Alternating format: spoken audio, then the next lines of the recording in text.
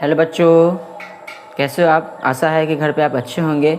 तो आज हम लोग फिजिक्स क्लास 10th का VVI क्वेश्चन जो है एग्ज़ाम की दृष्टि से बहुत ज़्यादा पूछे जाते हैं, वैसे ही क्वेश्चन को मैं लाया हूँ। और आज से ऐसे ही क्वेश्चन का सीरीज स्टार्ट होगा भौतिकी का, जो मैं डेली कुछ क्वेश्चन लाऊँगा और उसे समझाने की कोशिश करूँगा, जिसे समझकर आप एग्ज़ाम में अच्छे मार्क्स को ला सकते हैं। अगर बैकग्राउंड में कुछ आवाज़ आता हो तो इसके लिए आप कंप्रोमाइज़ कीजिए, क्योंकि मेरे पास उतना खास व्यवस्था नहीं है और अगल बगल में बहुत ज़्यादा साउंड इफेक्ट है। तो चलिए शुरू करते हैं हम लोग समझाने का और समझने का। देखिए, पहले आप स्क्रीनशॉट ले लीजिए इसको, ताकि आप लोग इसका आंसर प्रोवाइड हो जाए। ठीक है,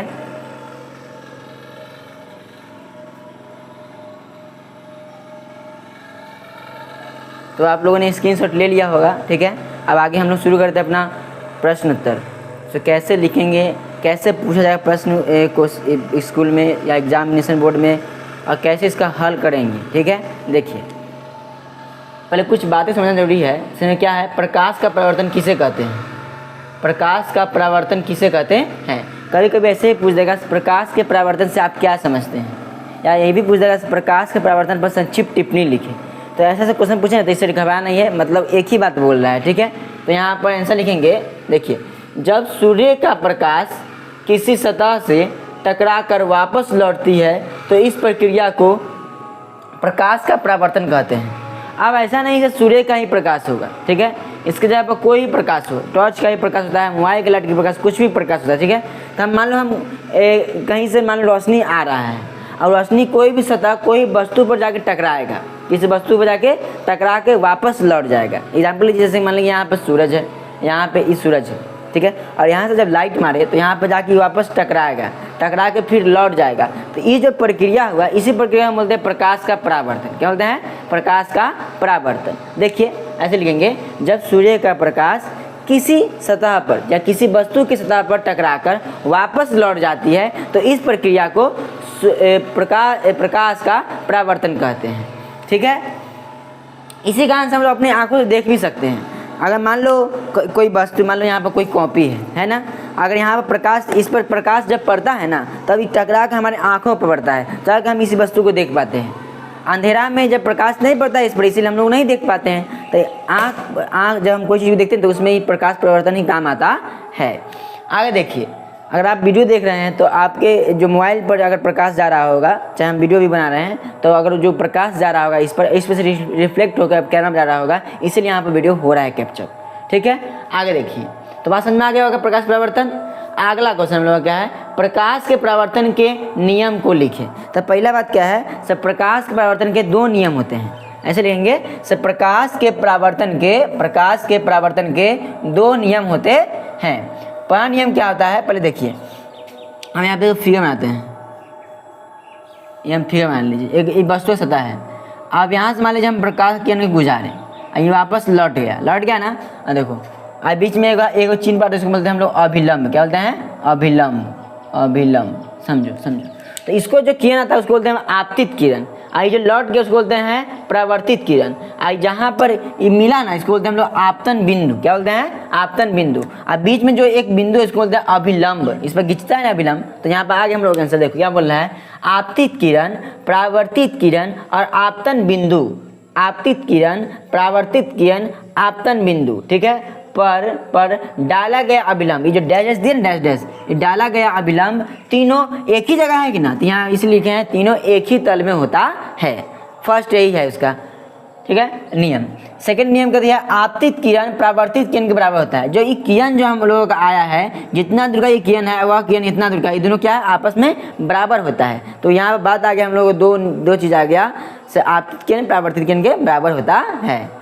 ठीक है, तो इस तरह से हम लोग दो का आंसर लिख लेंगे। अब आगे हम लोग क्वेश्चन है, प्रकाश का अपवर्तन किसे करते हैं। प्रकाश का अपवर्तन। ठीक है, माने परिवर्तन जस्ट उल्टा। देखो, जब प्रकाश की किरण, जब ध्यान सुनिएगा क्योंकि बच्चा सब गलती कर लेता है, सब प्रकाश के परावर्तन डिफिनेशन देता है अपवर्तन में, अपवर्तन का डिफिनेशन देता है परिवर्तन में। ठीक है, तो ऐसा आप लोगों को नहीं करना है, ध्यान समझिए। जब प्रकाश की किरण एक पारदर्शी माध्यम से, अब बात आ रही है पारदर्शी माध्यम किसे कहते हैं। देखो, पारदर्शी किसको कहते हैं, जैसे कि मान लो कोई वस्तु है जिसका रोशनी है ना, इस पार, उस वस्तु की रोशनी इस पार से उस पार जा सके। ठीक है, इस पार से उस पार जा सके, उसको बोलते हैं पारदर्शी वस्तु, जिसमें रोशनी इस पार से उस पार जाता है।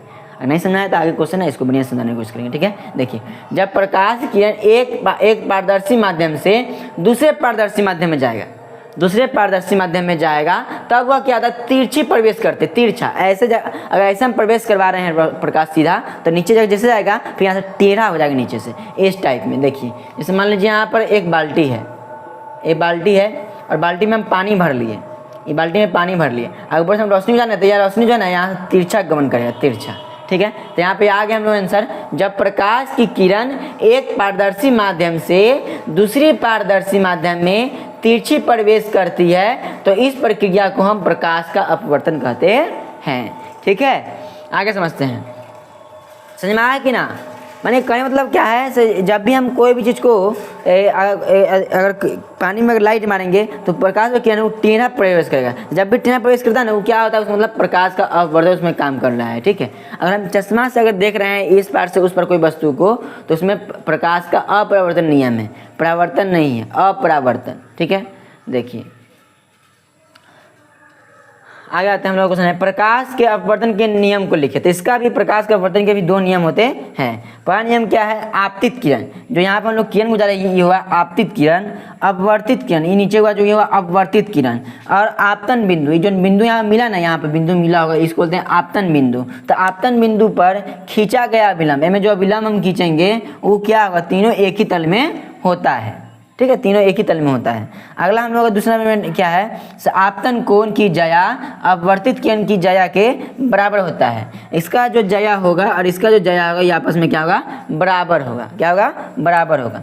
तो आशा है कि आप लोगों को 4 प्रश्न याद समझ में आ गया होगा। याद नहीं करना है, समझना है। समझ जाइएगा तो आप लोग याद करना बहुत आसान होगा। ठीक है, आगे देखते हैं, प्रकाश का प्रकीर्णन किसे कहते हैं। चलिए हमको एक एग्जांपल दीजिएगा। सब कभी कभी हम देखे होंगे जब बहुत ज़्यादा धूप होता है, हम घर में सोए हुए रहते हैं, तब एक बार क्या ना खिड़की से एक रोशनी एकदम चटाक से आता है, आँख पे पड़ता है, कैसे ओह सुबह हो गया होता है ना, तब देखते हैं आँख उसमें क्या देखते हैं, रोशनी में वहाँ पे धूल कण होता है, जो धूल कण हवा में उड़ते रहता है। तो ये जो नियम नहीं सिस्टम है, इसको बोलते हैं प्रकाश का प्रकीर्णन। क्या बोलते हैं, प्रकाश का प्रकीर्णन। देखो यहाँ बात आ गई हम लोग, जब सूर्य का प्रकाश वायु के कणों पर पड़ता है, वायु के कणों पर पड़ता है तो वह उसे विकृत कर देता है। जब कण पड़ता है, कण इधर उधर बिखरने लगता है, तो इसे ही हम प्रकाश का प्रकीर्णन कहते हैं।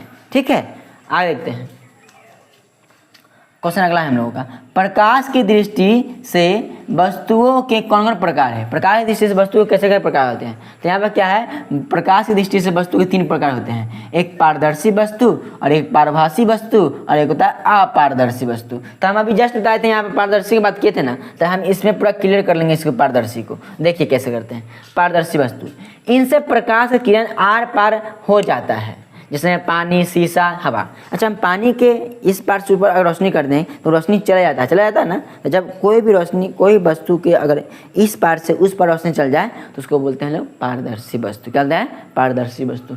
शीशा को भी लिख सकते हैं, शीशा को भी हम इस पार से उस पार करेंगे तो उसमें भी रोशनी चला जाएगा। हवा में तो ऑटोमेटिक जाएगा, तो हवा तो और भी ज़्यादा पारदर्शी माध्यम है। ठीक है, आ जाते हैं पारभासी वस्तु में। तो इनसे प्रकाश का किरण साफ साफ आर पार नहीं होता है, धुंधला धुंधला जाएगा। क्या कहता है, धुंधला धुंधला। जैसे देखते हैं तेल, अगर तेल में अगर इस पार से उस पार तो रोशनी जाएगा, लेकिन पूरा साफ ढंग से नहीं जा पाएगा। अगला क्या बोला है, गंदा पानी। अगर पानी को अगर सर्फ से घोल कुछ भी कर दो तो उसमें लाइट मारे तो हाँ यहाँ से वहाँ से रोशनी जाएगा, लेकिन उतना भी खास ढंग से रोशनी नहीं जा पाएगा। घिसा हुआ कांच तो शीशा अगर चाहेगा तो उसमें तो रोशनी जा सकता है, लेकिन अगर उसको हम घिस दिए बढ़िया से घर करके घस दे और उसका रोशनी जाने तो नहीं जा पाएगा। तो यहाँ हुआ क्या हुआ, पारभासी वस्तु, जिसमें थोड़ा थोड़ा जाता है रोशनी। ठीक है, आ जाते हैं अपारदर्शी वस्तु। तो इनसे प्रकाश का किरण आर पार नहीं हो पाता है, इनसे प्रकाश का किरण आर पार नहीं हो पाता, थोड़ा भी नहीं जाएगा। जैसे लकड़ी के अगर लकड़ी के इस पार से उस पर लाइट मारेंगे क्या चल पाएगा, नहीं जा पाएगा। दीवार के इस पार से उस पर नहीं जा पाएगा, किताब के नहीं। इस तरह के बहुत सारे एग्जाम्पल हो सकते हैं, तो हम फिलहाल के लिए 3 एग्जाम्पल समझाने के लिए रहते हैं। ठीक है, समझ में आ गया ना। सर प्रकाश की दृष्टि से वस्तु कितने 3 प्रकार के होते हैं, एक पारदर्शी, एक पारभासी, एक अपारदर्शी। पारदर्शी किसे कहते हैं, जिसमें प्रकाश इस पार से उस पर जाता है।